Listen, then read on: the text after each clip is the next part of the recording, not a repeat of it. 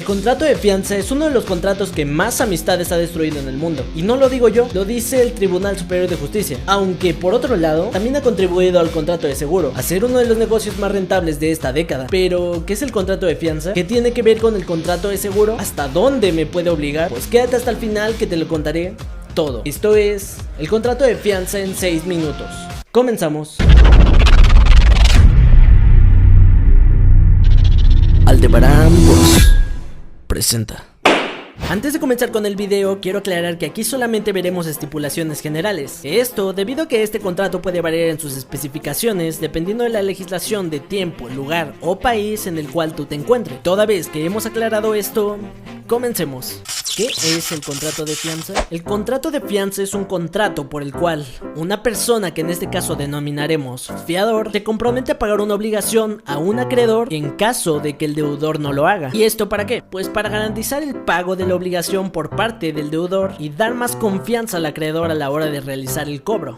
Sujetos del contrato de fianza. En el contrato de fianza nos vamos a encontrar con 3 sujetos. Primero tenemos al acreedor, que es la persona a quien debe realizarse el pago. Después tenemos al deudor, que es la persona principal quien debe cumplir con la obligación o con el pago. Y en tercer lugar tenemos al fiador, que es quien garantizará el pago, únicamente en caso de que el deudor no lo realice. Debemos entender que al referirme con que solamente hay 3 sujetos me refiero a figuras, ya que bien podríamos tener 2 fiadores, 3 deudores, 2 acreedores, etc. Esto puede variar según las circunstancias, pero las figuras que maneja el contrato son 3, que son las 3 ya mencionadas. Características.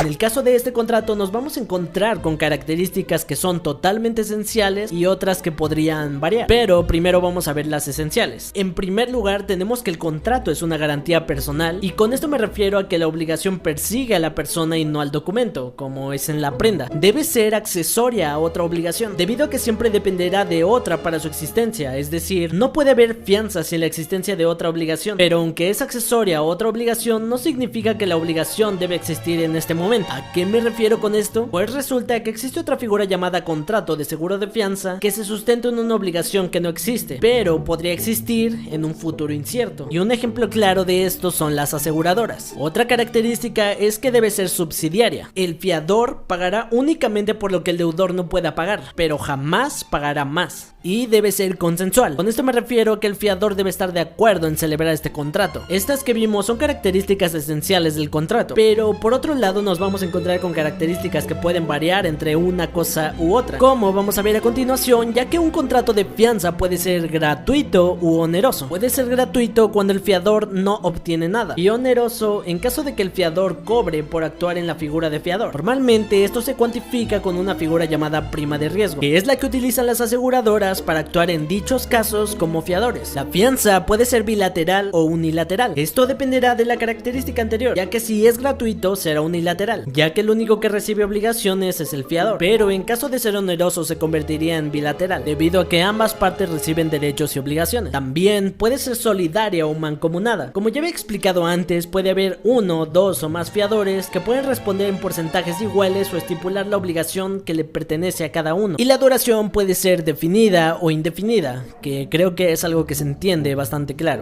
Requisitos de existencia.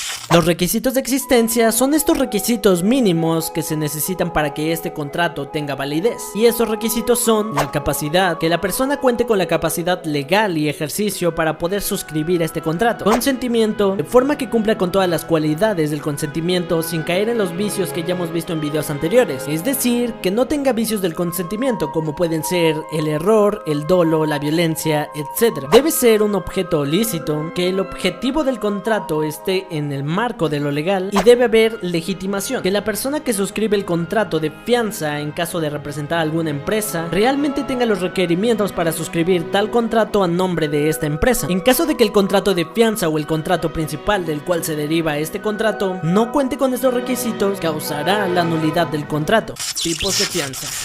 Existen 3 tipos de fianza. Primero tenemos la convencional, que es la contratada libremente por las partes interesadas; la legal, que es interpuesta por la ley y debe ser en cumplimiento de una obligación; y la judicial, que es otorgada mediante una resolución judicial, y normalmente en estos casos se utiliza muchísimo la figura de las afianzadoras. Fiador y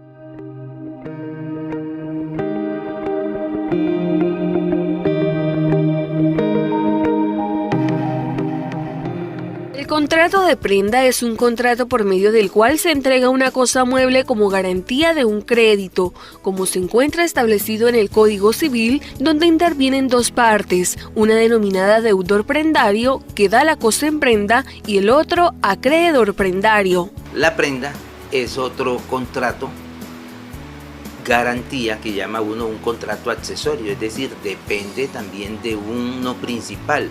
En este caso, como ya habíamos hablado también del mutuo, el mutuo es el préstamo de dinero, ¿cierto? Entonces, este tipo de contrato se utiliza para garantizar el pago de obligaciones, pero con bienes muebles. Entendemos bienes muebles aquellos que necesitan de la fuerza del ser humano para trasladarse de un lugar a otro. Es decir, una silla, un sofá, un vehículo. La importancia de este contrato radica en que a través de la prenda se le da cierta confianza al acreedor a la hora de realizar el contrato principal. Por ejemplo, la celebración de un contrato de préstamo de una cantidad razonable de dinero se da en prenda a favor del acreedor un carro. Esta es la garantía de que se pagará el préstamo. La prenda normalmente se utiliza en el sector comercial para dar en garantía los bienes muebles que uno pueda tener que tengan un valor significativo y que ameriten ser un patrimonio del comerciante. Entonces, normalmente la prenda se utiliza en compra de vehículos, por lo menos una tractomula, podríamos decir. Se da en garantía por el crédito que se tiene. Igualmente opera como la hipoteca, debe constar en un documento. Ese documento, si es comerciante, debe inscribirse en la Cámara de Comercio para que pueda generar los efectos jurídicos que se buscan. Cuando hablamos de esos efectos jurídicos, ¿cuáles serían? Pues la posibilidad de garantizarle al acreedor la recuperación de su dinero. Es decir, también se pone en venta el bien cuando hay incumplimiento de la obligación. Condiciones del contrato de prenda. Esta recae sobre bienes muebles, se perfecciona con la entrega del bien acreedor.